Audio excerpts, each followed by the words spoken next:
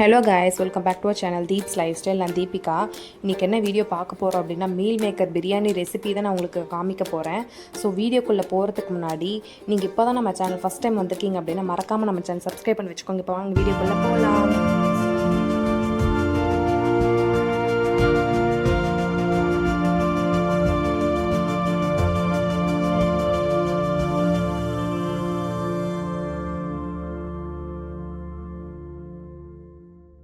First இந்த ரெசிபிக்கு தேவையான இன்க்ரீடியன்ட்ஸ் என்னென்ன அப்படின்னு நம்ம ஃபஸ்ட்டு பார்த்துடலாம்.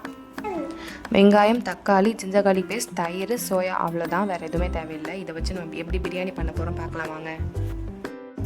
வெங்காயம் தக்காளி குவான்டிட்டி எல்லாமே உங்கள் ஃபேமிலி மெம்பர்ஸில் எத்தனை பேருக்கு நீங்கள் சமைக்கிறீங்கன்னு அதை வச்சு நீங்கள் பார்த்துக்கோங்க. நான் வந்து ரெண்டு தான் எடுத்திருக்கேன்.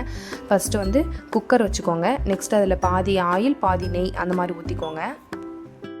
நெக்ஸ்ட் வந்து பிரியாணிக்கு தேவையான ஸ்பைசஸில் நம்ம போட்டுடலாம். சோம்பு, பட்டை, லவங்கம், ஏலக்காய் இது எல்லாமே வந்து கம்மியாக போட்டுக்கோங்க. ஏன்னா அதிகமாக போட்டிங்கன்னா இதுவே நம்மளுக்கு கசப்பு கொடுத்துரும். அதனால் ஏலக்காய் 2, லவங்கம் 3 அந்த மாதிரி கம்மியாக போட்டுக்கோங்க.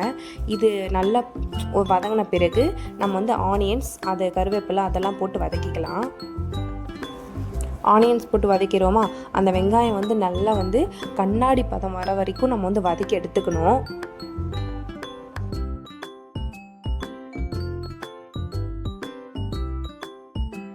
வெங்காயம் நல்லா வதங்கின பிறகு ஜிஞ்சர் கார்லிக் பேஸ்ட் எடுத்து வச்சுருக்கோம் இல்லையா, அது போட்டு நல்லா வதக்கிக்கோங்க. அதோட ராஸ்மெல் போகிற வரைக்கும் நல்லா வதக்கி எடுத்துக்கோங்க. அந்த ஜிஞ்சர் கார்லிக் பேஸ்ட்டோட ராஸ்மெல்லாம் போன பிறகு நம்ம வச்சுருக்க தக்காளியை வந்து போட்டு நல்லா வதக்கி எடுத்துக்கலாம்.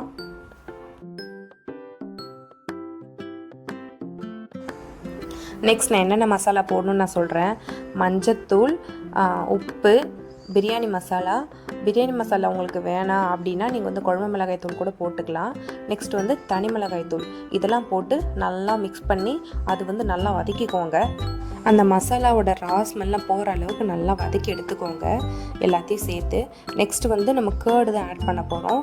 என்னோட இன்றைக்கி குவான்டிட்டி செய்கிறதுக்கு வந்துட்டு 1 ஸ்பூன் போதும். அதனால் அந்தளவுக்கு மட்டும் நான் கேர்டு ஆட் பண்ணியிருக்கேன். உங்களுக்கு எவ்வளோ வேணுமோ நீங்கள் அவ்வளோ ஆட் பண்ணிக்கலாம். நெக்ஸ்ட் வந்து நம்ம ஊற வச்சுருப்போம் இல்லையா, அந்த சோயா சங்க்ஸ் மீல் மேக்கர் அதை வந்து இதில் ஆட் பண்ணிவிட்டு நல்லா மிக்ஸ் பண்ணி அதையும் சேர்த்து வதக்கிக்கோங்க. இது வந்து முன்னாடி ஊற வச்சிடணும், நான் சொல்ல மறந்துட்டேன். ஒரு 1/2 hour ஆச்சு ஊற வச்சு எடுத்துக்கோங்க. இது நல்லா வதக்கி எடுத்துக்கோங்க.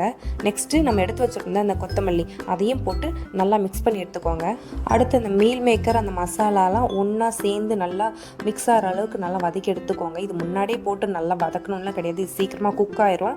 ஸோ அதனால் இந்த ஸ்டேஜில் போட்டால் போதும். நெக்ஸ்ட்டு ஒரு கிளாஸ் அரிசிக்கு 2 கிளாஸ் தண்ணி, அந்த பதத்தில் வந்து நீங்கள் தண்ணி ஊற்றிக்கலாம். இது வதங்கின பிறகு தான் ஊற்றணும். அது ஊற்றிட்டு அது கொதி வர அளவுக்கு நீங்கள் வந்து அதை கொஞ்சம் ரெஸ்ட்டில் விட்டுருங்க. இந்த ஸ்டேஜில் வந்து உப்பு பார்த்துட்டு கம்மியாக இருந்துச்சு அப்படின்னு போட்டுக்கோங்க. அந்த கொதி வந்த உடனே அரிசி போடணும் அப்படின்னு கிடையாது, அது கொஞ்சம் நேரம் கொதிக்கட்டும். அதுக்கப்புறம் நம்ம வந்து அரிசி போட்டுக்கலாம். அரிசி போட்டுட்டு ஒரு 3 விசில் வச்சா போதும். 3 விசில் வச்சா போதும். அது 3 விசில் வச்சு எடுத்துக்கோங்க. இதுவே தம் பிரியாணி ஸ்டைலையும் பண்ணலாம். இது குக்கரில் பண்ணால் நல்லா தான் வரும். ஸோ இங்கே பாருங்கள் எனக்கு எவ்வளோ சூப்பராக வந்திருக்கு அப்படின்னு. ரொம்ப யம்மியாக இருக்கும். நீங்களும் ட்ரை பண்ணி பாருங்கள். ட்ரை பண்ணி பார்த்துட்டு கமெண்ட்ஸில் எனக்கு சொல்லுங்கள்.